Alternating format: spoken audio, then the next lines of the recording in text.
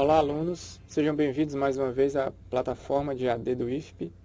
Estou sabendo que temos 6 turmas aqui presentes. Eu sou Erison Thiago, do Prado Batista, sou ex-aluno do IFP também, ainda quando era Cefet, sou formado em Gestão Ambiental. Na verdade, Tecnologia e Meio Ambiente, quando era ainda Tecnólogo em Meio Ambiente. Depois o curso virou Gestão Ambiental. Sou filho da casa, como vocês. Fiz especialização aqui no Cefet também, em Gerenciamento de Recursos Ambientais. Depois fiz outra graduação na Universidade Federal e sou também auditor fiscal ambiental da Secretaria do Meio Ambiente do Estado, onde vocês podem, se preciso, procurar informações sobre recursos hídricos. A nossa disciplina é um pouco extensa, mas a gente procurou dividir da melhor forma possível para vocês. São 3 aulas de aproximadamente 15 minutos a 20 minutos, 3 atividades para resolução em casa, 3 temas para fórum, para a gente debater no fórum, uma atividade presencial, que vai ser, lógico, feita com tutor presencial, uma avaliação final da disciplina, e um projeto de pesquisa que a gente vai desenvolver. Eu vou tentar depois gravar um videozinho separado para falar para vocês sobre esse projeto, é bem interessante. Sempre será disponibilizado material, os slides vão ser disponibilizados, eu vou disponibilizar também livros que eu tenho em PDF, apostilas, material da Secretaria do Meio Ambiente, que é onde eu trabalho, material que eu ajudei a desenvolver, enfim, muita coisa boa. Bom, o livro-texto vai ser usado, esse livro do IFP do IF Paraná, da professora Ana Maria Faria. É um material muito bom, foi bem desenvolvido esse material. Ele tem alguns lugares em que ele tem pouca informação, a gente tentou complementar aqui, ou vai tentar desenvolver ou mandar material para vocês a mais. Então ninguém vai ficar maluco, vai dar tudo certo. E a gente vai tentar assistir essas aulas. Então vamos lá. A primeira aula da gente vai ser sobre conceitos básicos de recursos hídricos e uso de recursos hídricos. Então, o que é mesmo gerenciamento de recursos hídricos? Se a gente for pesquisar na internet, a gente vai encontrar muita referência. Se for usando filtros só como recursos hídricos, a gente encontra mais de 16 mil referências em arquivos de artigos mesmo científicos. Em gerenciamento de recursos hídricos, esse número cai bastante, para quase 1.600, 1.800 artigos. Mas é muita coisa para ler, então a gente tem que simplificar. Então, simplificando para vocês, recursos hídricos são consideradas as águas superficiais e subterrâneas disponíveis para qualquer tipo de uso, localizadas nas mais diversas regiões ou bacias. Gestão de recursos hídricos pode ser definida como o conjunto de ações destinadas a regular o uso, o controle e a proteção dos recursos hídricos, em conformidade com a legislação e normas pertinentes, ou seja, integrar os projetos e as atividades com o objetivo de promover a recuperação e a preservação desse recurso, mantendo a qualidade e a quantidade para os diversos usos nas diversas bacias brasileiras.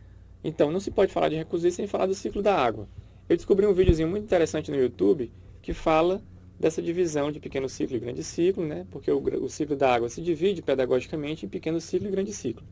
Então, o pequeno ciclo, ele basicamente tem a mola motora como o Sol, a energia solar vai incidir sobre esses corpos de água superficiais, eles vão se aquecer, vai evaporar a água, essa evaporação vai se condensar, esse líquido, essas gotículas, partículas de água, vão se condensar nas nuvens em gotículas de água ou cristais de gelo, e numa condição especial, onde existe um nível de saturação, essas nuvens vão formar nuvens de chuva ou nuvens de granizo e vai haver a precipitação. No grande ciclo, a grande diferença básica do grande para o pequeno ciclo é que no grande ciclo a gente tem a presença dos seres vivos, tanto animais como vegetais, participam do grande ciclo com algumas características. Os animais, por exemplo, eles ingerem a água através da digestão mesmo, da alimentação, e excretam essa água através do suor, que a gente considera como transpiração, e através das fezes e da urina, do excremento.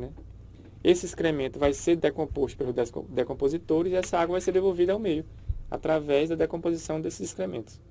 Nos vegetais é diferente. As plantas, elas captam a água através da umidade das suas raízes, pegando a umidade do solo, levam até suas folhas.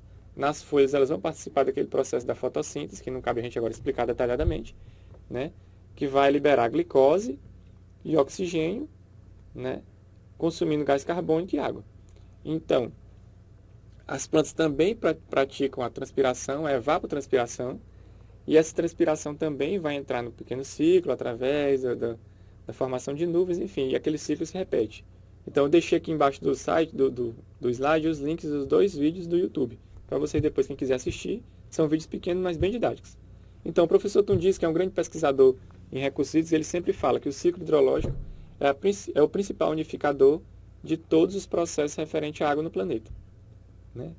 O ciclo tem alguns componentes, a saber, a precipitação, como eu falei, numa certa condição de temperatura, pressão e saturação, as nuvens precipitam, quer seja em água, através da chuva, granizo ou em névoa, né?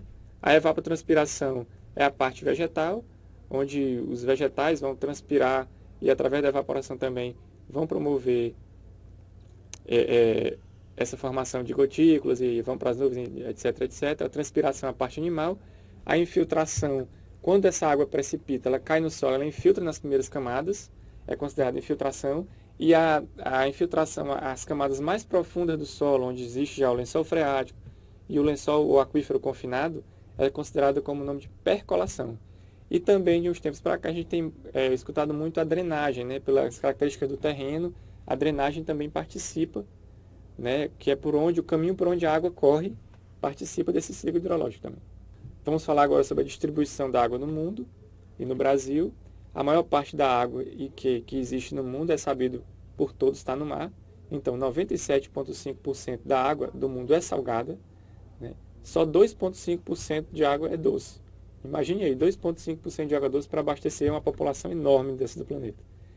Desses 2,5%, 0,5% aproximadamente é água subterrânea, ou seja, está confinada dentro da rocha ou em profundidades elevadas, o que dá um custo operacional altíssimo para conseguir essa água e às vezes nem tão boa qualidade. 0,006 são os rios e lagos, onde praticamente abastece grande parte da população mundial através da captação desses corpos d'água superficiais, que passa por um tratamento e é a aguinha que chega na nossa casa, né? Para nós piauienses, a aguinha da GESPISA que chega na nossa casa, né? 1,9% está em geleiras e 0,01% na atmosfera, através do vapor de água, enfim. Temos que considerar também que, além do baixo percentual de água doce disponível, de forma facilitada, ainda mais disponível, assim, os 3% e ainda mais, de forma mais fácil, dos corpos d'água superficiais, ainda há um grande índice de poluição desses corpos d'água por esgoto industrial, esgoto doméstico, lixo, enfim. O que incapacita essa água para abastecimento humano e encarece muito mais o tratamento de água nesses corpos d'água em que são captadas a água para abastecimento humano. Considerando ainda que o volume de água não diminui desde o surgimento do planeta, é possível indagar o motivo de estarmos passando por uma situação de escassez tão terrível. Então, a distribuição da água no mundo continuando, em alguns países, principalmente os países de baixo desenvolvimento, bem subdesenvolvidos, alguns moradores chegam a viver com menos de 10 litros de água por dia. É muito pouca água. Na Gâmbia, usa-se 4,5 litros de água. Mali, 8 litros por dia. Somália, 8,9 litros por dia. Moçambique, 9,3. Enquanto o cidadão americano, de renda elevada, renda média, de padrão de desenvolvimento alto, usa em torno de 500 litros por dia. Ou seja, aqueles 4,5 de Gâmbia para banhar, escovar os dentes, comer, entendeu? Tomar, é muito pouca água, é quase nada, né? O cidadão médio britânico usa 200 litros, em média, né? E numa avaliação da ONU, nos vários estudos que a ONU faz sobre água, sobre nações subdesenvolvidas, a ONU cita que uma pessoa precisa de no mínimo 50 litros de água por dia para atender suas necessidades de saúde. A Organização Mundial de Saúde já é um pouco mais generosa. Ela cita que esse valor seria próximo de 120 litros. A gente usa esse valor na Secretaria do Meio Ambiente para fazer outorga, que é uma coisa que vocês vão ver mais na frente, porque é um valor aceitável. 120 litros de água, você consegue um valor aceitável para passar um dia, né? A água doce no Brasil e no mundo. No Brasil, a gente tem a água doce disponível em maior quantidade, onde tem menor população, ou seja, na região norte, onde tem a menor população do Brasil, a gente tem 68% de água doce, muito relativo também a bacias de Amazonas, Madeira, por aí vai. Centro-oeste com 16%, sul com 7%, sudeste com 6% e nordeste com 3%. Então o nordeste já enfrenta a seca e já tem menos água. Só 3% da água doce do Brasil está no nordeste. Nos outros países no mundo, vocês podem ver que a Oceania com 9%, Europa com 15%, e as Américas, como um todo, tem 40% da água doce do mundo. Então, mesmo tendo pouco água doce, a América em si, o continente americano como um todo, é o que tem mais água. As classificações de tipos de água. Vários autores classificam várias denominações diferentes para água. A gente fez um resumo em uma das mais importantes. Então, a água potável, que é o que a gente precisa saber, água potável para beber.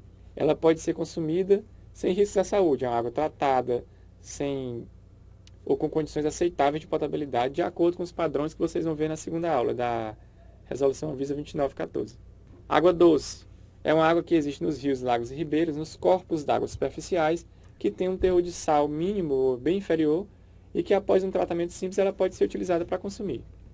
Ou até sem tratamento pode ser utilizada para água bruta, para alguns procedimentos industriais, enfim. A água salgada é a água do mar que possui uma grande quantidade de sal dissolvidos, em especial cloreto de sódio. Ela não é indicada para consumo. Ela tem um tratamento de dessalinização que pode ser feito. Não dá uma água muito gostosa, muito palatável, mas ela é uma água que pode ser bebida. Em situações de escassez, né? As águas salgadas e salobras são usadas em dessalinizadores para conseguir água potável. Está aqui o Ceará do lado que não deixa a gente mentir. Então, a água salobra é uma água que tem um pouco menos de sal do que a água salgada. É água que contém grandes quantidades ainda de substâncias dissolvidas, mas que tem uma característica de mais fácil tratamento em relação a essa salinidade. Água destilada, que é uma água que é constituída exclusivamente por hidrogênio e oxigênio, ela é formada na natureza quando da formação da chuva e é conseguida também em laboratório, porque é uma água muito boa para fazer reações químicas, para usar como reagente, certo? Mas não é indicada para beber, para consumir, porque ela não tem nutriente nenhum. Então, águas minerais é uma água que dissolve uma grande quantidade de sais minerais, né, quando o seu percurso na natureza. Normalmente, não.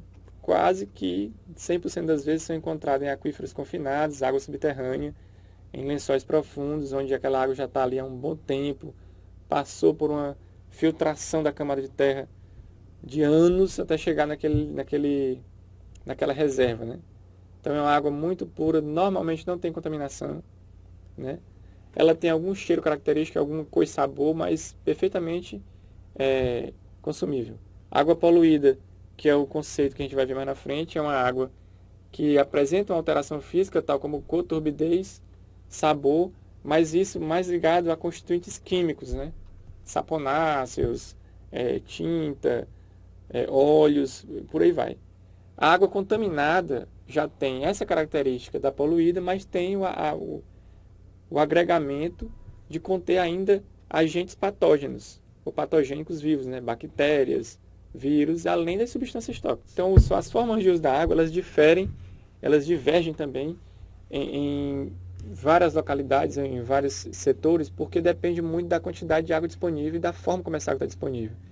E do local, da cultura local, da população local, do país, da religião. Então, tudo isso, do clima, tudo atrapalha ou influencia um certo tipo de uso de água. Os usos mais conhecidos, os padrões, são abastecimento público, que é o uso mais nobre da água, onde a gente usa para bebida, para preparo de alimentos, para higiene, para limpeza da habitação. E o público mesmo, o público propriamente dito, que é para moradias, escolas, hospitais, irrigação de pequenos jardins, limpeza de ruas, que é o que a gente chama de água bruta, né? O uso industrial, que é como matéria-prima na produção de alimentos, no uso dentro do processo industrial, ela entra como produto, ela entra como reagente, ela pode entrar como insumo, ela pode entrar indiretamente no resfriamento de alguma máquina, ela pode entrar como vapor para fazer o cozimento de algum outro produto, enfim. Aí tem vários usos, comercial, agrícola e pecuário, que é o maior uso, que é sabidamente o uso onde a gente gasta mais recurso hídrico para fazer isso, para a produção de alimento, recreacional ou de lazer, geração de energia e saneamento. Bom, se a gente pegar esse quadrinho aqui do Planeta Sustentável, a gente vai ver quanto se gasta para produzir 1 quilo de alguma coisa, né? Então, 1 quilo de arroz a gente gasta 2.500 litros de água. 1 quilo de carne, 17.700 litros de água para se produzir 1 quilo de carne. Então, é muita água. Então, a cobrança pelo uso dessa água foi instituída no Brasil pela Política Nacional de Recursos Hídricos, né? Onde cita nos seus 2 primeiros fundamentos que a água é um bem de domínio público e que ela é um recurso natural limitado dotado de valor econômico. A cobrança pelo uso de recursos hídricos é um instrumento da Política Nacional de Recursos Hídricos. E ela tem alguns objetivos, que é dar ao usuário uma indicação real do valor de água, que é valorar esse recurso, incentivar o uso racional da água. A partir do momento que você paga, você vai dar valor a esse recurso, você vai evitar o desperdício, e obter recurso financeiro para a recuperação das próprias bacias. Com o instrumento da cobrança, esse recurso, por lei, ele volta para a própria bacia. A cobrança do direito de uso da água não é um imposto, ela é um preço público, tem que ser tratada dessa forma, né? E a legislação estabelece uma destinação específica para esse recurso, que é a recuperação da bacia aonde ele foi gerado. A cobrança ela se embasa em dois princípios jurídicos, que é o princípio do poluidor-pagador, ou seja, eu uso a quantidade de recurso, se eu for poluir ou alterar a quantidade daquele recurso, eu vou pagar por essa poluição, né? Pagar para que esse recurso se reestabeleça. E o princípio do usuário-pagador, que é o pagar por um volume de água, por uma quantidade de água que eu vou usar no meu arranjo produtivo, quer que seja.